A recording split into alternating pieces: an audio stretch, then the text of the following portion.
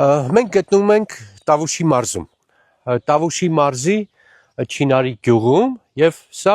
Չինարի գյուղի միջնակարգ դպրոցն է։ Այստեղ սովորում է 91 աշակերտ և այս դպրոցում մի քանի օր հետո վերջին անգամ կհնչի վերջին զանգը, որովհետև սեպտեմբերի 1-ից այս 90-ից ավել աշակերտներ պետք է գնան կողքի գյուղ ուսումը շարունակելու։ Չինարին համարվում է ճակերտավոր ամենասահմանամերձ գյուղը, որովհետև 3 կողմից ադրբեջանական տարածքներն և անմիջապես սահմանի վրա է և Չինարին միշտ բոլոր պատերազմների ժամանակ եղել է որպես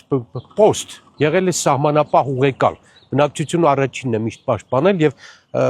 ջոկատներ կազմել։ Այսպիսի վիճակում են նաև այլ գյուղեր,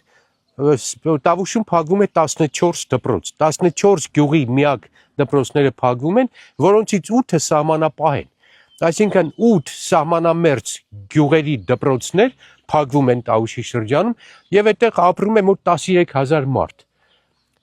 Գյուղական բնակչության 17%-ը, որոնց դպրոցները փակվում են, կազմում են այս 14 գյուղերը։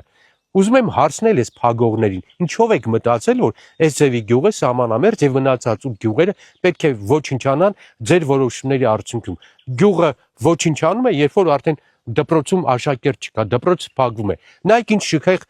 վերանորոգած նորմալ դպրոց է։ Հարցնում եմ, ինչի եք փակում այս դպրոցը։ Սահմանամերձ գյուղը ոչնչացնելու ծրագիր ունեք։ Ժողովուրդ, դե գնացեք ու քվեարկեք այս դպրոցը փակողներին։